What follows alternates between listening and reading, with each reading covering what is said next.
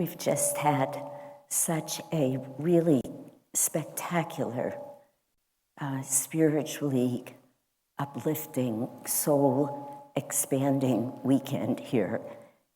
It would be hard to speak in hyperbole, and for any of you who were at any part of it, you felt that. For those of you who had the great blessing of being at all of it, we're soaring. Really, we're soaring. And it's one of those times where it was Swami Kriyananda's birthday on Friday. So Friday we had a big outdoor birthday party, which Swamiji himself, I'm sure, was loving.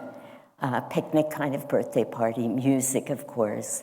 Many people getting up to an open mic, sharing about their experiences with Swamiji, and then birthday cake.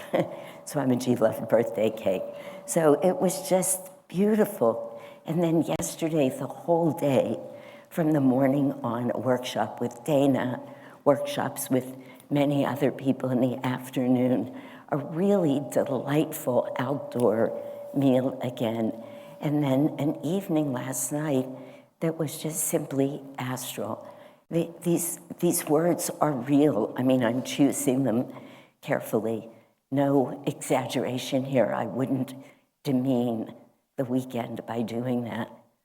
And my only regret about the whole weekend is that somebody took the whole altar down.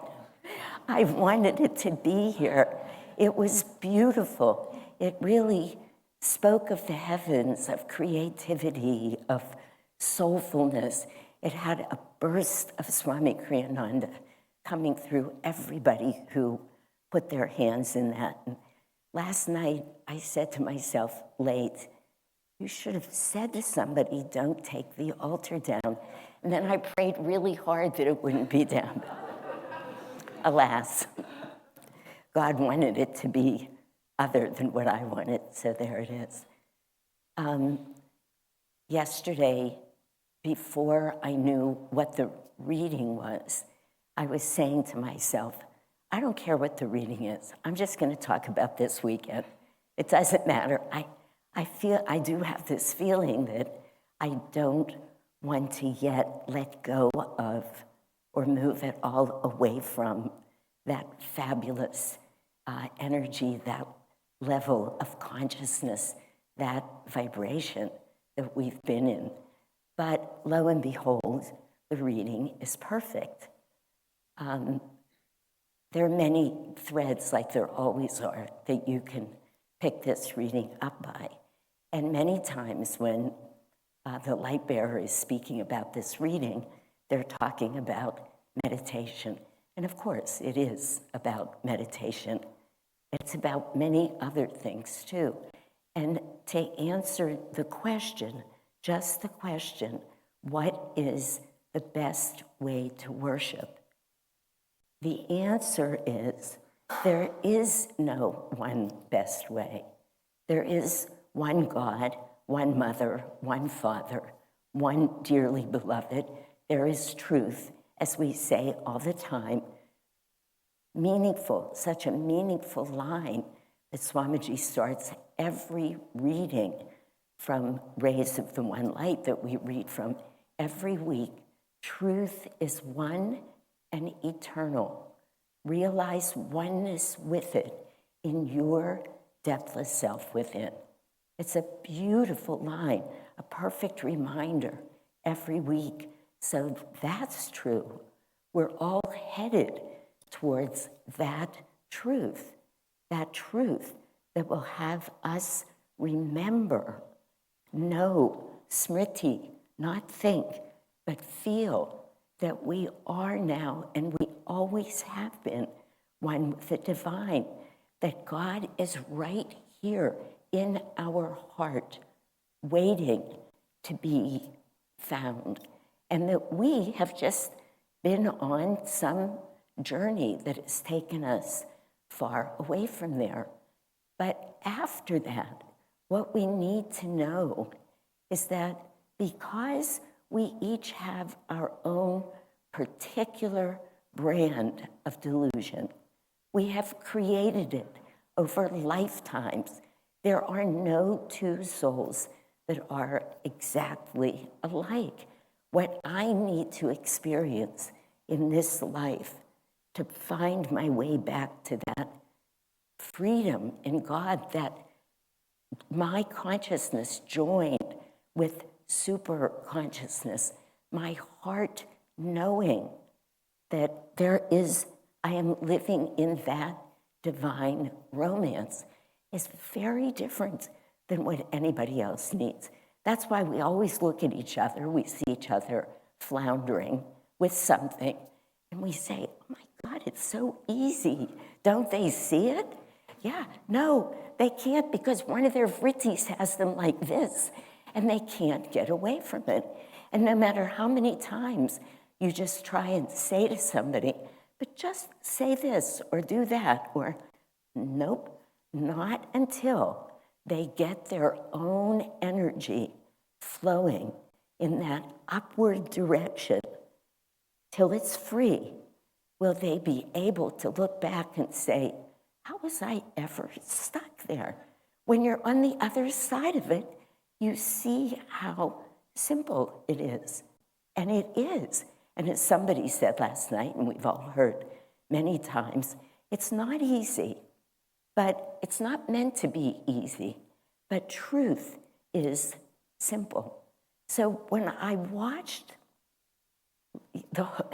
this whole weekend unfold, there are people whose path, the way that they, at least one of the ways, that they will feel God's presence is by singing.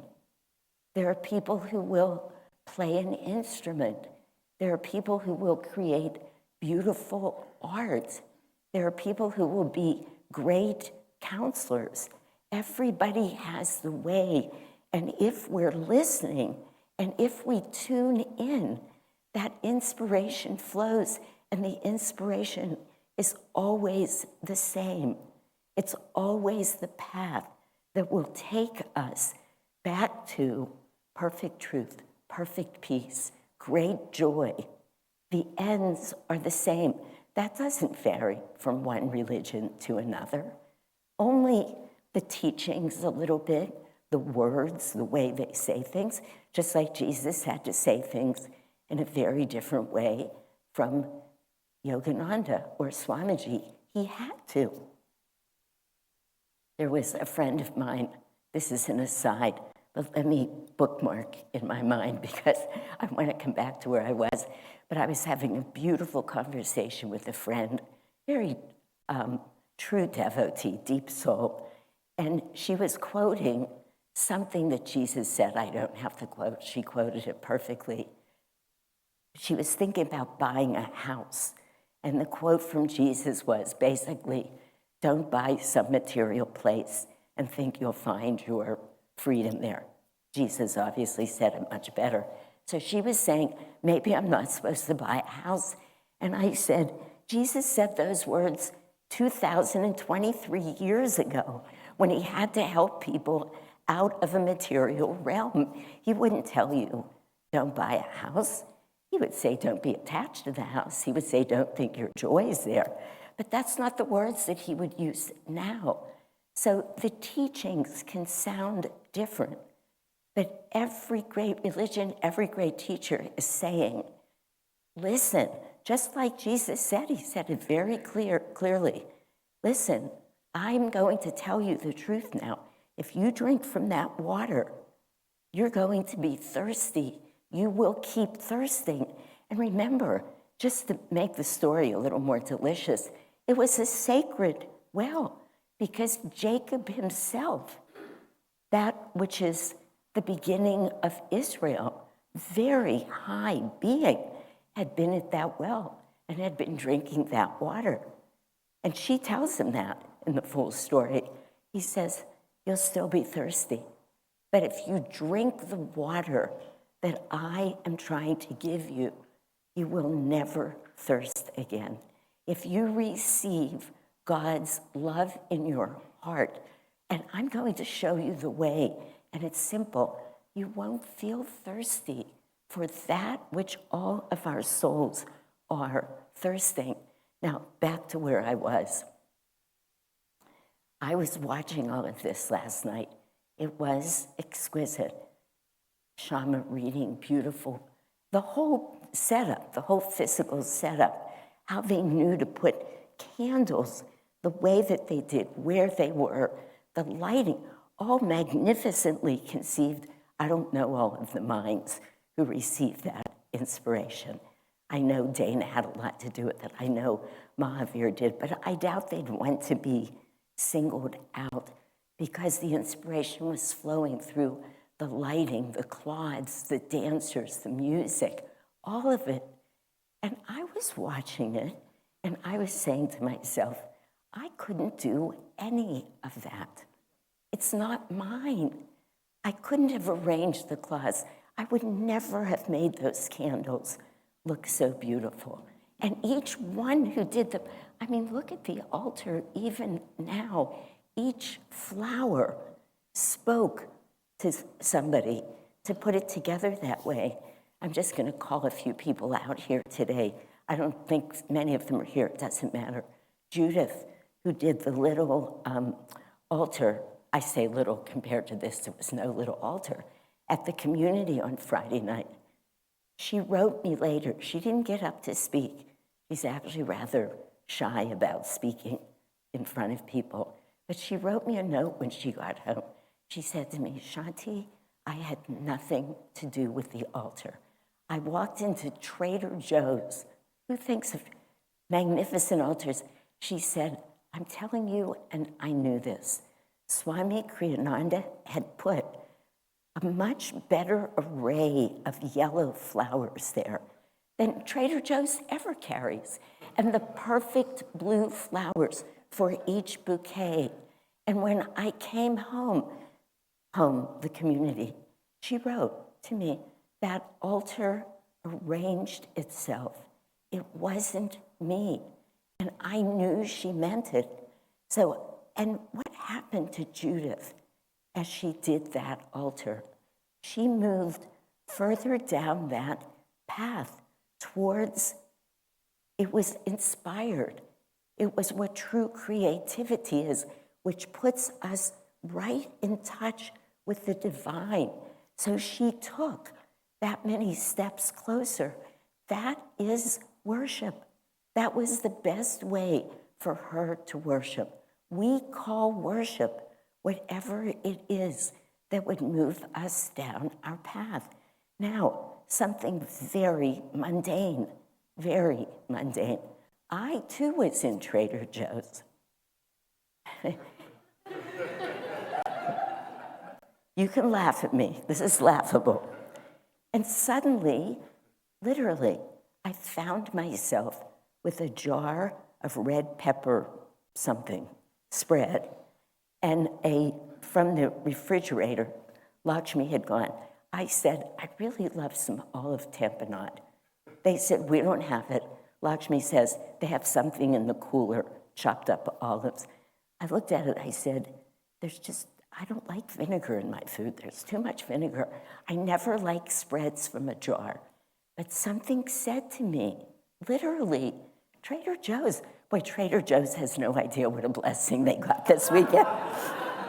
If you put that red pepper spread and you mix in this olive and you roast peppers and put it under it, that's going to be one great sandwich.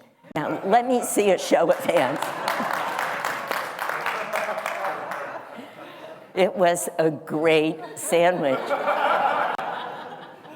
Who would have thought?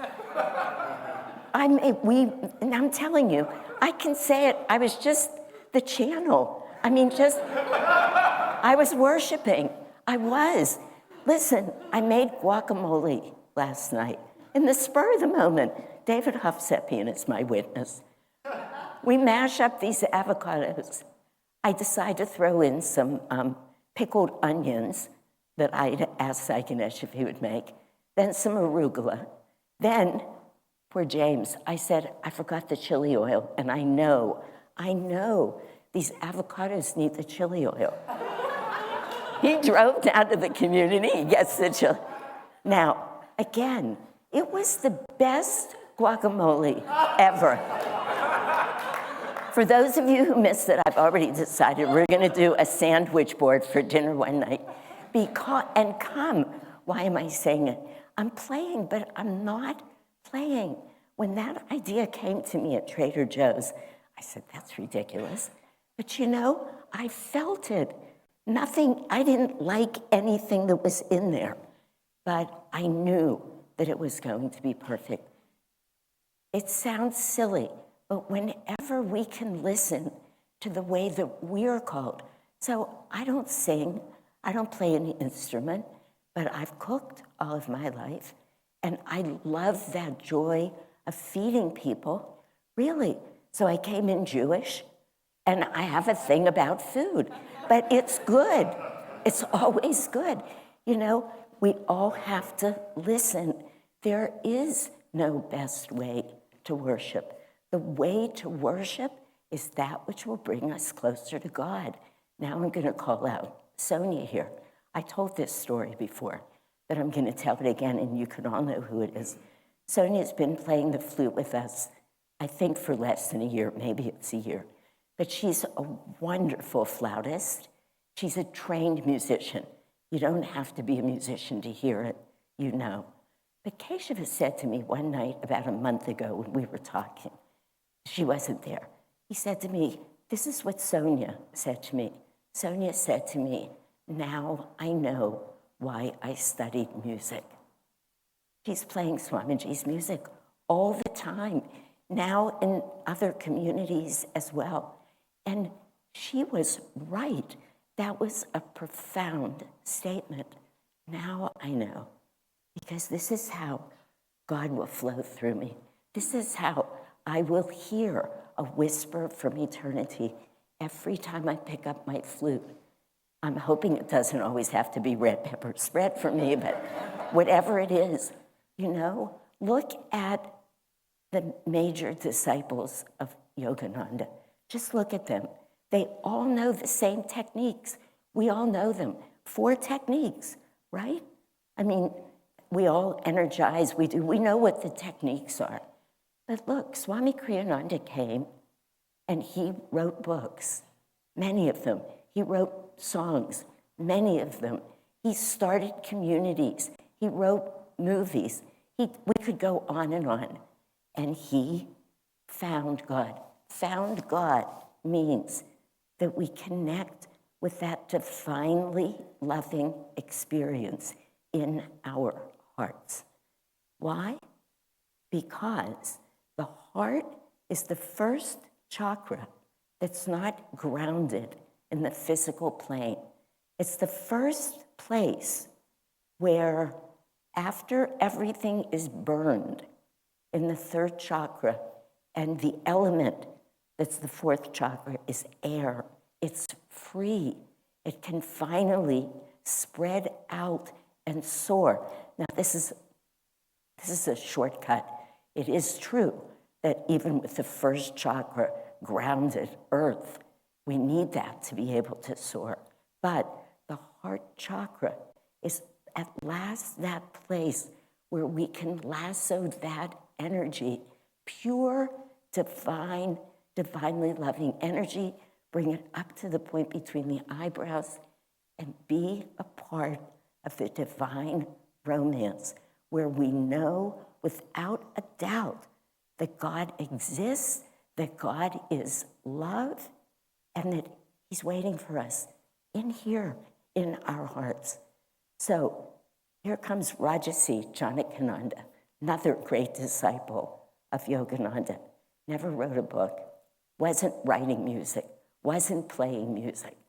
The most highly evolved disciple of Master. Sister Gyanamata, she never wrote a book. She wrote letters constantly to her guru, to the other disciples.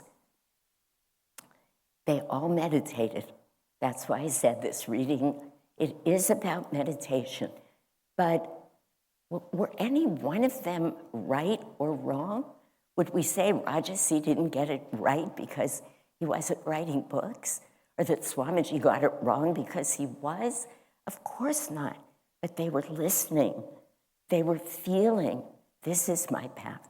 This is what my guru is asking of me. Somebody said to me, playfully and lovingly, when I said, I need to go, I'm cooking for tonight. And they said, are you ever going to get out of that? Are we ever going to, I'm almost 76. And I said, I hope not. Because I feel close to God when I'm cooking. I feel very close to God when I feel closer to God when I'm serving, when I can hold that tray and say, have another sandwich. So there is no right way. The thing we need to do is find that place of stillness. That's what it always feels like. And when it comes, you know it, your heart opens, and you say, this is why I was studying music in Trader Joe's, buying flowers, whatever, practicing with my voice off. It does not matter. I'll just end with this. Friday night when I was speaking, I had looked up many of the things that Yogananda did, many of them. He started cafes. He started, what kind of a juice bar or something? Carrot juice. People were not juicing when he was here. We weren't saying, gee, this is also true. I lived in, not Encinitas, but Leucadia, the next town up. We were always in Encinitas. When one of the earlier all-vegetarian restaurants and health food, for those of you who are close to my age, remember we used to call them health food stores. Most of the food in them was awful. Nobody knew how to do that, but we were trying. It was all new. Swami's Cafe still sits there, right in the heart of Encinitas. He figured out the stick shift, right? Moving the stick shift in a car. Anything that was needed, meat substitutes. If we could just go on and on, it doesn't matter what we're doing. It doesn't matter. He was showing us, look at this. I'm taking the gluten out of wheat, and I am as close to God as one can be. Now I'm doing this. I'm opening a cafe. I'm going to let people laugh at me. I'm going to speak up for a 6-day work week. These are things that were unheard of. But we do them with God, and suddenly they become our unique, particular brand form of worship. And all of them, as many people are here right now, probably all close to 80 of you, you each have your own path. Just listen, just find it, rejoice in it, no matter how mundane it looks. If God's with you, nothing's mundane. If God's with you, it's all joy.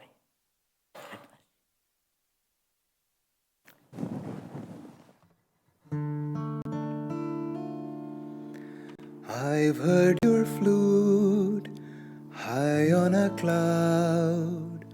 Your call I can't resist. Oh, let me come and play with you. We'll scatter music with the dew and sound the morning mist. I've heard you piping on a hill. All else I've set aside. Oh, let us dance the mountain peaks. We'll skip with breezes on the creeks and soar the valleys wide.